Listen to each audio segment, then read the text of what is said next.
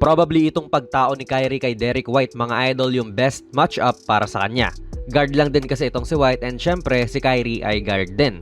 Kung ganito ang sitwasyon, medyo okay lang ang Mavericks mga idol. Ang hindi okay yung ito. Magsiscreen si JT and ayan, napaswitch si Kyrie sa kanya. Ngayon, goals na si Kyrie dyan at no way talaga na madedepensahan ni Kyrie to nang siya lang mag-isa. Kaya agarang ibinigay din ni White yung bola dyan kay Tatum na sinisil na nga po si Kyrie. Lugi talaga mga idol. Overwhelmed malamang si Kyrie dito at obviously, ito ang isang tanong din na dapat sagutin ng Mavericks para sa Game 2. Ano ang balak nilang gawin dyan sa ganyang sitwasyon? Agaran bang help like itong si Luka? Pwede kagad siyang makikuyog dyan para hindi na makapasok pa si Tatum? Pwede rin na parang late help mga idol. Hahayaan nilang maging komportable si Tatum sa one-on-one matchup kay Kyrie and kung aatake man to sa loob, doon na lang mag-help at si Kleber ang gagawa nga niyan. Kasi obviously mga idol, hindi kaya ni Kyrie to. Nag-shoulder fake nga lang si Tatum dyan eh. At yung sinasabi rin natin na late help ay nangyari dito. So sobrang late, ayan na posterize na lang si Kleber.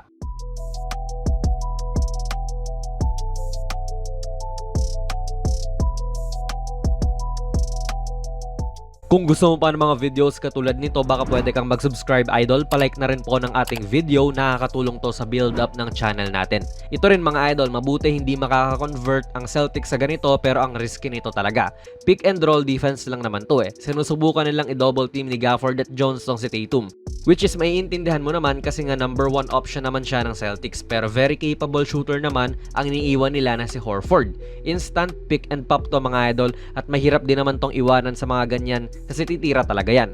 Maybe even Porzingis pwede dito sa pwesto ni Horford and itong game 1 nga kahit may tao sa harapan niya tapos nakadikit pa tinitira ni Porzingis tapos pumapasok. Delix to para sa Dallas, mabuti na lang hindi pumasok para sa kanila.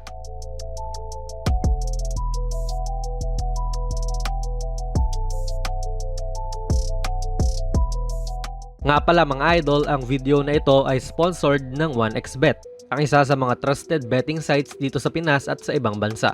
Kung gusto nyo mag-register, i-click nyo lang po ang link sa ating pinned comment sa baba at ganun din sa ating description box. I-type nyo na rin ang ating promo code na JonasPB at maaari kang makakuha ng up to 12,000 pesos na bonus points sa inyong unang deposit. Maaari kang mag-bet sa mga sporting events like NBA, UFC, Wimbledon at marami pa pong ibang sports. Siguraduhin lang syempre na maging responsable sa inyong pag-bet.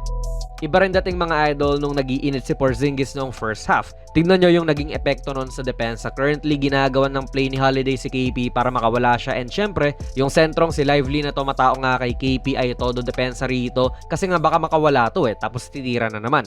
And sinakto ni Tatum yung atake na yon. Kaya si Lively, hindi na nadepensahan ang loob and ang natira dyan ay si Luka. E anong gagawin niya dyan, di ba? Dapat si Lively nga yung nandito sa kanya eh. E nasan nga siya? Andun. At busy rin sa pagdepensa kay KP. So ano kaya ang pwedeng gawin ng Dallas dito sa susunod na game, 'di ba? Kasi dapat si Lively nga ang nasa loob, pero hindi naman niya maiiwanan si KP nga at baka uminit na naman.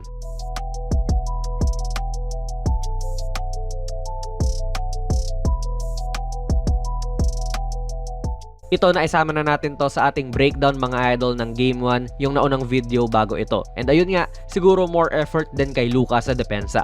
Kasi ang susi rin talaga para hindi gumana masyado ang opensa ng Boston, yung maganda ang initial mong depensa. At yung tumatao talaga sa bola ang magbibigay niyan. Kung hindi mapapalampas ni Luka si Brown dito, good news yon para sa kanila. Nagawa ni Luka yan nung papuntang kanan si Brown, pero bumawi nga rin pakaliwa naman at tuluyan siyang naiwan. E di wala, basagmatic ang depensa.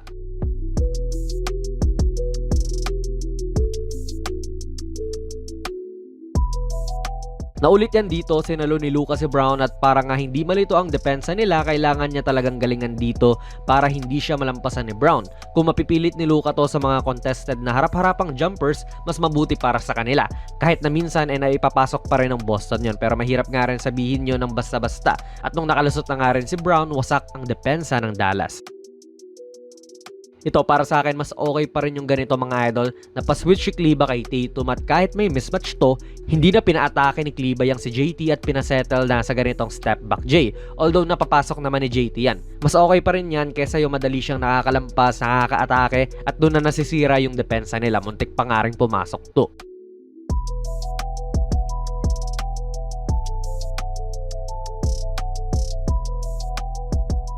Ito rin hindi dapat hinahayaan ng Dallas to mga idol. Power forward po itong si Washington, tapos nahahayaan lang niya na ganyang pinoposehan siya ng gwardyang si Holiday.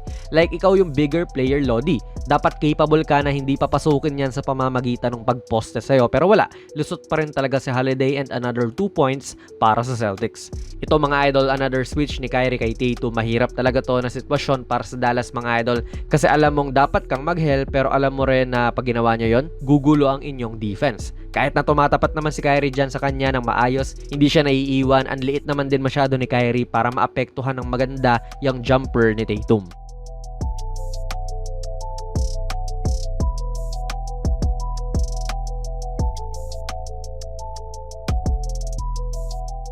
Para sa akin lang siguro more defensive toughness din para sa Dallas mga idol. Championship na ito and mahirap talagang manalo kung lagi kang naasa sa inyong opensa. Tignan nyo, nag-off night si Kyrie tapos kinakain pa siya sa depensa, edi wala, tambak talaga kayo. Medyo ginulat talaga sila ni Porzingis mga idol, kaya nagkumahog din sila na depensahan to. Kaya nag-open up din yung lanes kina Brown or Tatum. Maraming tanong defensively mga idol ang kailangang sagutin ng Dallas, and dapat maisayos nila yan sa game 2. Naipakita natin yung iba, and kung kayo ba yung tatanungin idol, paano kaya ito maayos ang Dallas? Ilagay nyo lang po ang inyong mga komento sa ating comment section sa baba. Plug na rin natin ang ating very first merch. Ako ang nag-design nitong mala vintage na Kobe shirt. $6.89 lang yan, at ayan po ang nilalaman kapag bumili ka. PM lang kayo sa ating Facebook page. Pwede rin kayo mag-check out sa TikTok shop. Kung nagustuhan nyo po ang ating video ay pipindot na lang idol ng like button, mag-subscribe ka na rin sa ating channel, at ako nga pala si Jonas PB, and as always, hanggang sa muli.